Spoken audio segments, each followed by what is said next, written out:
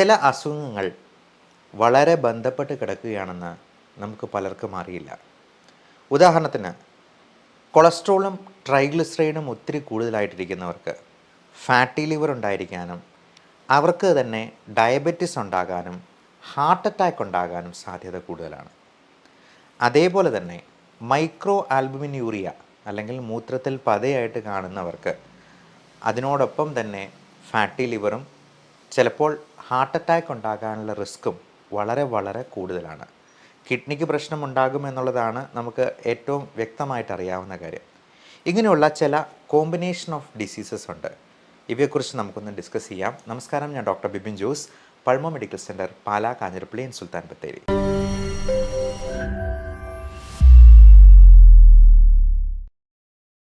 അപ്പോൾ ഇങ്ങനെയുള്ള അസുഖങ്ങളൊക്കെ ഉള്ളവർക്ക് വിബ്ജിയോർ കഴിക്കണം എന്നാണ് പറയുക. അതെന്താണ് വിബ്ജിയോർ എന്നുള്ളതും നമുക്ക് വഴിയെ സംസാരിക്കാം. അപ്പോൾ നേരത്തെ പറഞ്ഞതുപോലെ തന്നെ ലിവർ ഡിസീസ് ഉള്ളവർക്ക് ഹാർട്ട് അറ്റാക്ക് വരാൻ സാധ്യതയുണ്ട്. മൈക്രോ ആൽബുമിൻ യൂറിയ ഉള്ളവർക്ക് കിഡ്നി ഡിസീസിനൊപ്പം തന്നെ ചിലപ്പോൾ ഫാറ്റി ലിവറും അതിനോടൊപ്പം ഹാർട്ട് അറ്റാക്കും വരാനുള്ള സാധ്യത കൂടുതലാണ്. സ്ട്രോക്ക് ഉണ്ടാകാനുള്ള സാധ്യതയാണ്. ഈ കൂട്ടരുടെ ട്രൈഗ്ലിസറൈഡ് ലെവൽ മാത്രമായിട്ട് ചിലപ്പോൾ കൂടിയിരിക്കുന്നതാണ്. 300, 400, ചിലപ്പോൾ 500 ഒക്കെ ആയിട്ട് ട്രൈഗ്ലിസറൈഡ്. എന്നാൽ കൊളസ്ട്രോളിൻ്റെ ലെവൽ അത്ര തന്നെ കൂടുതൽ ഉണ്ടാവത്തുമില്ല. അപ്പോൾ ഇങ്ങനെ വരുമ്പോൾ നമ്മൾ ട്രൈഗ്ലിസറൈഡ് കുറയ്ക്കാൻ വേണ്ടി തന്നെ കൊടുക്കുന്നൊരു മരുന്നുണ്ട്. ഫെനോഫൈബ്രേറ്റ് എന്നാണ് പേര്. സാധാരണ കൊടുക്കുന്ന സ്റ്റാറ്റിൻ മരുന്നുകളുണ്ട്, അട്രോസ്റ്റാറ്റിൻ, റോസ്വാസ്റ്റാറ്റിൻ തുടങ്ങിയ മരുന്നുകളൊക്കെ. അപ്പോൾ ഈ മരുന്നുകളൊക്കെ സ്റ്റാർട്ട് ചെയ്യുന്ന ആൾക്കാർക്ക് ഭയങ്കര പേടിയാണ്. അയ്യോ, ഇത് കഴിച്ചു കഴിഞ്ഞിട്ടുണ്ടെന്നുണ്ടെങ്കിൽ പിന്നെ ജീവിതാവസാനം വരെ കഴിക്കേണ്ടി വരില്ലേ എന്നൊക്കെയാണ് പേടി. അതിന് പകരം നമ്മൾ ഒമേഗ 3 ഫാറ്റി ആസിഡ് എന്ന് പറയുന്ന ഒരു സപ്ലിമെൻറ്റ് കൊടുത്ത് നോക്കാറുണ്ട്, അതിൽ കുറയുമോ എന്നറിയാൻ. അതുപോലെ വൈറ്റമിൻ D3, വൈറ്റമിൻ ഇ തുടങ്ങിയ സപ്ലിമെൻറ്റ്സും കൊടുക്കാറുണ്ട്. മെറ്റ്ഫോമിൻ മരുന്ന് കൊടുത്ത് വെയിറ്റ് ഒന്ന് കുറയ്ക്കാനായിട്ടും ഫാറ്റി ലിവർ കുറയ്ക്കാനായിട്ടും ശ്രദ്ധിക്കാറുണ്ട്. ഇതുവഴിയൊക്കെ ഹാർട്ട് അറ്റാക്കിൻ്റെ റിസ്ക്കും നമുക്ക് കുറയ്ക്കാൻ പറ്റും. ഈ സ്റ്റാറ്റിൻ മരുന്ന് കഴിക്കാൻ പറയുന്നതും ഇത്തരത്തിലുള്ള മരുന്നുകളൊക്കെ കഴിക്കാൻ പറയുന്നതും നമ്മൾ ഇരുചക്ര വാഹനം ഓടിക്കുന്നവരുടെ അടുത്ത് ഹെൽമെറ്റ് വയ്ക്കാൻ പറയുന്ന പോലെയാണ്. അപ്പോൾ ഹെൽമെറ്റ് വയ്ക്കുന്നവരും റോഡ് ആക്സിഡൻറ്റിൽ മരിക്കുന്നുണ്ടല്ലോ എന്നൊരു മറുചോദ്യം ചോദിക്കാം. പക്ഷേ നമുക്ക് പറയാൻ പറ്റും, അങ്ങനെ മരിക്കുന്നവരുടെ എണ്ണം മറ്റുള്ളവരെ വെച്ച് കമ്പയർ ചെയ്യുമ്പോഴത്തേക്കും വളരെ കുറവാണ്.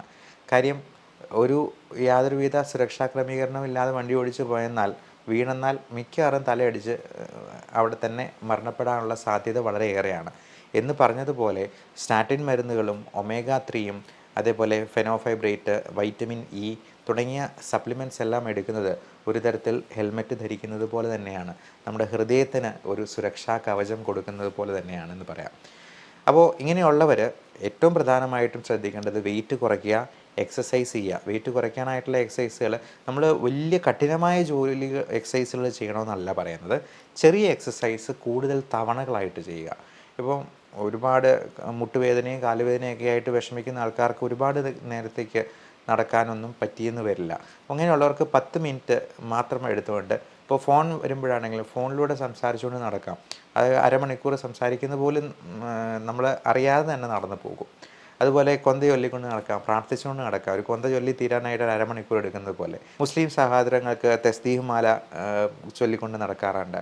അതുപോലെ നമ്മൾ നാമജപങ്ങളാണെന്നുണ്ടെങ്കിലും നമുക്ക് നടന്നുകൊണ്ട് ചെയ്യുന്നത് വഴി എക്സസൈസും കൂടി കിട്ടുന്നതാണ് എന്നുള്ളത് പ്രത്യേകം ഓർമ്മിപ്പിക്കുന്നു. ഇനി കഴിക്കേണ്ട ഭക്ഷണം എന്താണ്? അത് വിബ്ജിയോർ ആണെന്ന് ആദ്യമേ പറഞ്ഞു. എന്താണ് ഈ VIBGYOR? Violet, IndiGo, blue, green, yellow, orange, red, നമ്മുടെ റെയിൻബോ കളേഴ്സാണ്. ഈ റെയിൻബോ കളേഴ്സിലുള്ള ഫ്രൂട്ട്സ് ധാരാളമായിട്ട് കഴിക്കുക എന്നാണ് ഉദ്ദേശിക്കുന്നത്. അതായത് ഈറ്റ് വിബ്ജിയോർ എന്ന് പറഞ്ഞാൽ നമുക്ക് വയലറ്റ് കളറിലുള്ള ഇരിക്കുന്നതാണ് വഴുതനങ്ങ, ബീട്രൂട്ട് തുടങ്ങിയ കാര്യങ്ങൾ. അതുപോലെ ബെറീസ് ഉണ്ട്. ബി ഫോർ ബെറീസ് എന്ന് നമുക്ക് എടുക്കാം. ബെറി പലതരത്തിലുള്ള ബെറികളുണ്ട്. ബ്ലൂബെറി എന്ന പേരിലുള്ള, നമുക്ക് അധികം കിട്ടാനായിട്ട് ബുദ്ധിമുട്ടുണ്ടെന്നുണ്ടെങ്കിൽ ഉണക്ക മുന്തിരിയാണെന്നുണ്ടെങ്കിൽ കഴിച്ചാൽ മതി. അപ്പോൾ നല്ല ബ്രൈറ്റ് റെഡ് കളേർഡായിട്ടുള്ള ഫ്രൂട്ട്സിൽ ഒക്കെ കൂടുതൽ കരോട്ടനോയിഡ്സ് ഉണ്ട്, ലൈക്കോപ്പീൻ എന്ന് പറയുന്നൊരു കണ്ടൻ്റ് ഉണ്ട്. ഇതെല്ലാം തന്നെ നമ്മുടെ ആരോഗ്യത്തിന് കൂടുതലായിട്ട് നമ്മുടെ ആൻറ്റി ഓക്സിഡൻറ്റ്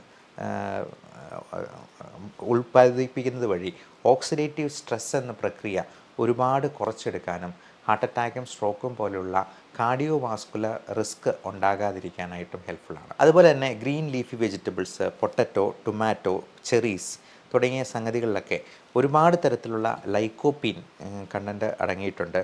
ഫൈറ്റോ ന്യൂട്രിയൻസ് ഉണ്ട്. ഈ ഗ്രീൻ ലീവ്സ് എന്ന് പറയുമ്പോഴത്തേക്കും അതിൽ ഈ ക്ലോറോഫിൽ ആണ് അതിന് ഗ്രീൻ കളർ കൊടുക്കുന്നത്. അത് മുരിങ്ങയില, കറിവേപ്പില, അതുപോലെ ചീരയില, ഇവയിലെല്ലാം നല്ല ഇല കണ്ടൻ്റുള്ള സംഗതികളിലെല്ലാം ക്ലോറോഫിൽ കണ്ടൻ്റ് ഉണ്ട്. അതുപോലെ നേരത്തെ ഒരു വീഡിയോയിൽ മൾബറി ഇലയെക്കുറിച്ച് ഞാൻ പറഞ്ഞിരുന്നു. മൾബറി ഇലയുടെ തോരൻ എന്ന് പറയുന്നത് നല്ല പ്രോട്ടീൻ സോഴ്സും കൂടി ഉള്ളതാണെന്നുള്ളത് മനസ്സിലാക്കുക. ബ്ലൂ കളർ ആയിട്ടുള്ള ഫ്രൂട്ട്സിൽ, പ്രത്യേകിച്ചും ബ്ലൂബെറീസിൽ അല്ലെങ്കിൽ വഴുതനങ്ങ പോലുള്ള സാധനങ്ങൾ വയലറ്റ് കളറിലിരിക്കുന്നതിലൊക്കെ ആന്തോസൈനിൻ എന്ന് പറയുന്ന നല്ല ഒരു ഫൈറ്റോ ന്യൂട്രിയൻ്റ് ആണ് അടങ്ങിയിട്ടുള്ളത്. അതുപോലെ റെഡ് കളറായിട്ടുള്ള സംഗതികൾ, റെഡ് കളറായിട്ടുള്ള ഫ്രൂട്ട്സ്, ഇപ്പോൾ പോംഗ്രീനേറ്റ് ഒക്കെ ഉപയോഗിക്കുന്ന വഴി ബീറ്റാലൈൻസ് എന്ന് പറയുന്ന ഒരു പ്രത്യേക ഫൈറ്റോ ന്യൂട്രിയൻ്റ് നമുക്കതിൽ നിന്ന് കിട്ടുന്നതാണ്. അപ്പോൾ ഓരോ കളറിലുമുള്ള ഫ്രൂട്ട്സിന് ഓരോ തരത്തിലുള്ള ആൻറ്റി ഓക്സിഡേറ്റീവ് പ്രോപ്പർട്ടീസ് ഉണ്ട്. ഇതെല്ലാം നമ്മുടെ കാർഡിയോ വാസ്കുലർ റിസ്ക് ഒരുപാട് കുറച്ച് തരുന്നു. ഫാറ്റി ലിവറും ബാക്കിയുള്ള അനുബന്ധമായിട്ടുള്ള പ്രശ്നങ്ങളുമെല്ലാം കുറയ്ക്കാനായിട്ട് ഇത് സഹായിക്കുന്നു.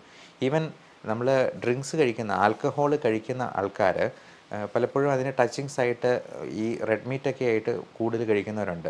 അത് ബീഫോ പോർക്കോ മട്ടണോ ഒക്കെ ആയിട്ട് കൂടുതൽ കഴിക്കുന്നത് എന്തായിരുന്നാലും വളരെ ചുരുങ്ങിയ കാലയളവിൽ തന്നെ ഹാർട്ട് അറ്റാക്കിലോ സ്ട്രോക്കിലോ എത്തിക്കാനായിട്ട് ഇത് കാരണമാകും.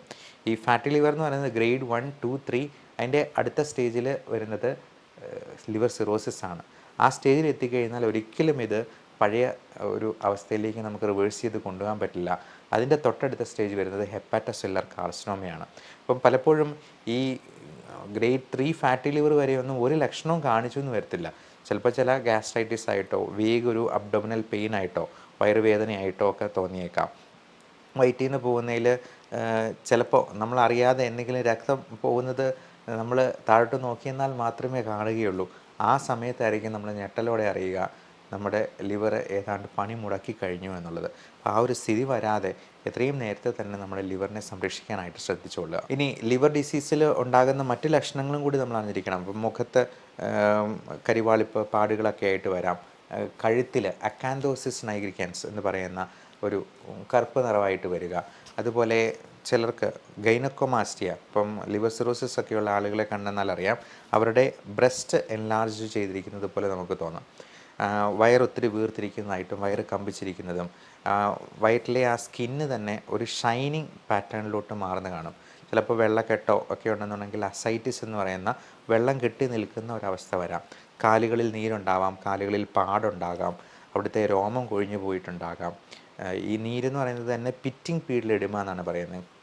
നമ്മളൊരു വിരൽ വെച്ച് കുത്തിയെന്നാൽ ആ കണ്ണയുടെ ഭാഗം അങ്ങ് കുഴിഞ്ഞു പോകുന്ന രീതിയിലുള്ള നീരുണ്ടാകാം. അതേപോലെ കാലിലും പലതരത്തിലുള്ള നിറവ്യത്യാസങ്ങൾ ഉണ്ടാകാം. റെക്കറൻ്റായിട്ട് ഇൻഫെക്ഷൻസ് വരാം, അണുബാധകൾ ഉണ്ടാകാം. ഈ അണുബാധകൾ ഉണ്ടാവുന്നത് ഏറ്റവും കൂടുതൽ ഉണ്ടാകുന്നത് റെസ്പിറേറ്ററി ഇൻഫെക്ഷൻസ് ആയിരിക്കാം. അതുപോലെ എന്ത് തരത്തിലുള്ള അണുബാധകൾ ഉണ്ടാകാനായിട്ടും നമ്മുടെ ലിവറിൻ്റെ ഈ ഒരു ഹെൽത്ത് കണ്ടീഷൻ മോശമാകുമ്പോഴേക്കും സംഭവിക്കാവുന്നതാണ്. അപ്പോൾ ഇങ്ങനെയുള്ളവർക്ക് ഏറ്റവും പ്രധാനമായിട്ടും 3 സപ്ലിമെൻറ്റ്സ് ആണ് എടുക്കേണ്ടത്. Vitamin E, omega 3 and vitamin D3. ഇത് കൃത്യമായിട്ട് സപ്ലിമെൻറ്റ് ചെയ്യുക. ആവശ്യമെങ്കിൽ മെറ്റ്ഫോമിൻ, പയോഗ്ലിറ്റസോൺ പോലുള്ള മരുന്നുകൾ, ഡയബറ്റിക് കൂടിയാണെന്നുണ്ടെങ്കിൽ ഈ മരുന്നുകൾ തീർച്ചയായിട്ടും ഫാറ്റി ലിവറിനും കൂടി ഉപയോഗപ്പെടുത്താവുന്നതാണ്. കൂടാതെ സ്റ്റാറ്റിൻ മരുന്നുകളോ ഫെനോഫൈബ്രേറ്റ് പോലുള്ള മരുന്നുകളോ ഒക്കെ നിങ്ങളുടെ ഡോക്ടറുടെ നിർദ്ദേശപ്രകാരം കൃത്യമായിട്ട് ഉപയോഗിക്കുക. നമുക്ക് വരാൻ പോകുന്ന പല റിസ്ക് ഫാക്ടേഴ്സിനെയും അതുവഴി നമുക്ക് പ്രിവെൻറ്റ് ചെയ്യാനായിട്ട് കഴിഞ്ഞേക്കും. എല്ലാവർക്കും നല്ല ആരോഗ്യം ആശംസിക്കുന്നു. Love and regards, doctor Bipin Jose.